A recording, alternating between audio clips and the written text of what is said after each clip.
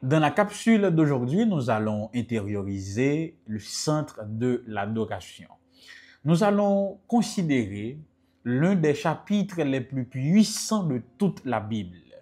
Oui, le 4e chapitre de l'Évangile selon Jean qui expliquait, nous rapportait la rencontre entre Jésus et la femme samaritaine, une histoire très connue, très citée chez les chrétiens, y compris chez les non-chrétiens.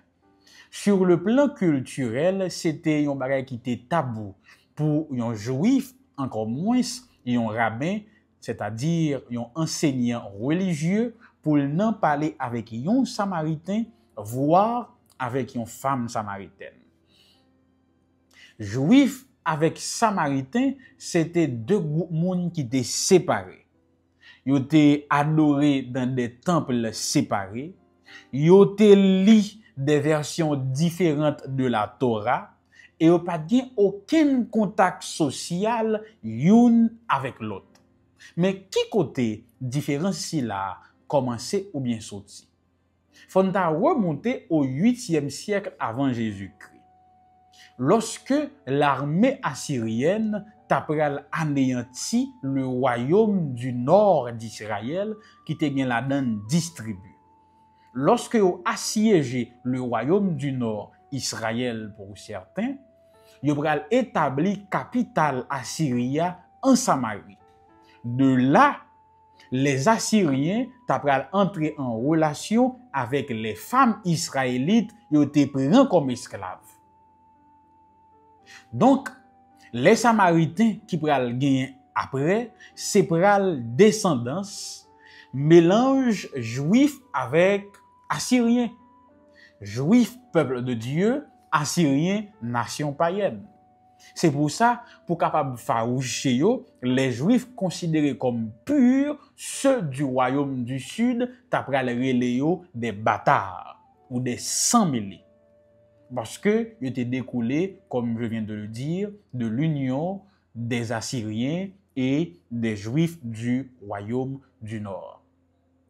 Depuis là, il y a une sorte de animosité qui existait entre eux. Yon ap takine l'autre, pas de jamais aucun contact sous aucune forme entre Samaritains si la yo, qui était à moitié juif, avec l'autre juif yo, que y aurait des juifs purs. Ils étaient même empêchés ou bien tenté empêcher reconstruction au Jérusalem dans Esdras chapitre 4 et Néhémie 4. Bref, ou pas tab jamais yon bon juif tout bon dans quelconque relation avec un samaritain. C'est peut-être ça.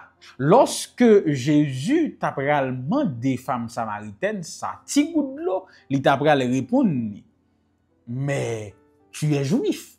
Comment oses-tu me demander à boire à moi, une samaritaine? Jésus pachita pour expliquer cette différence culturelle. Il était là pour une mission, alors il va accomplir sa mission. Jésus pourra répondre avec une phrase qui est un petit peu galante.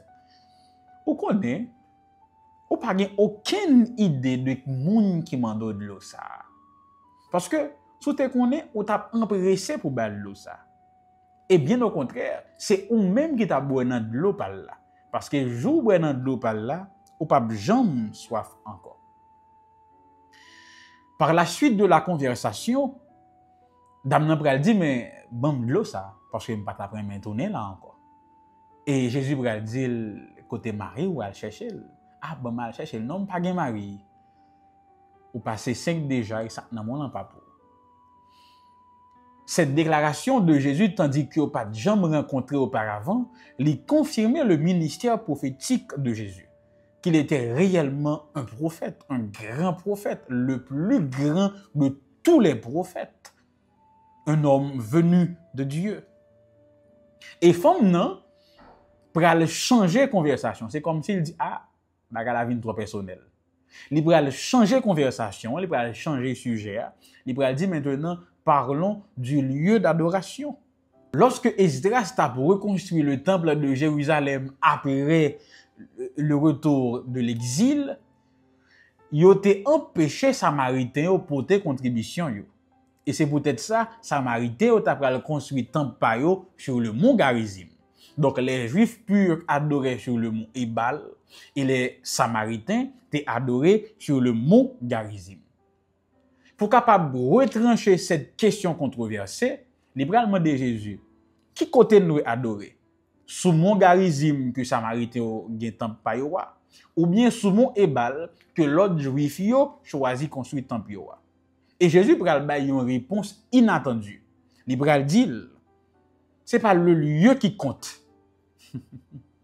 C'est pas le lieu qui compte, mais c'est moun n'a adoré dans le lieu. C'est alors que Jésus pral répondre avec cette phrase culte, gon moment qu'a privé que les vrais adorateurs, ils vont adorer Dieu le Père en esprit et en vérité. Puisque Dieu est esprit et ne peut être contenu dans un espace, donc pas sur un mont, soit Garizim ou bien Ebal, vrai adorateur bon Dieu, pas besoin qu'on ait qui côté pour l'adorer. C'est esprit pour les gagner. Deuxièmement, il doit adorer dans toute la vérité. D'où l'action du Saint-Esprit.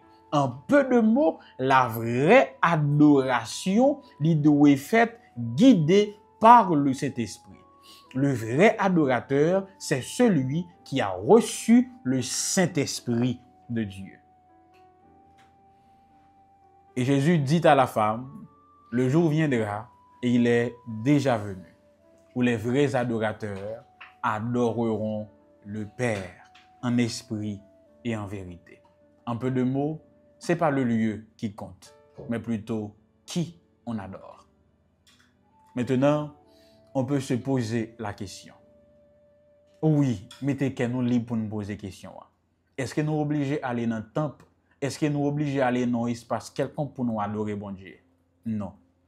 C'est qui nous a adoré dans l'espace là. Quand on est là même, on est capable d'adorer bon Dieu. C'est notre cœur qui compte. C'est qui on adore.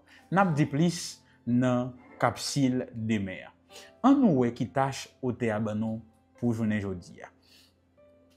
Revenez à votre texte écrit et étudiez le passage. Encerclez les mots, expressions, idées répétées, soulignez les mots, expressions qui sont importants pour vous ou qui signifient quelque chose pour vous, reliez par flèche si vous voyez des mots ou expressions qui sont connexes. Quels éclairages particuliers vos notes semblent-elles indiquer dans l'ensemble? Prions pour terminer. Seigneur, nous voulons t'adorer en esprit et en vérité. Nous voulons être de vrais adorateurs. Selon ta promesse, accorde-nous ton Saint-Esprit aujourd'hui même, au nom de Jésus. Amen.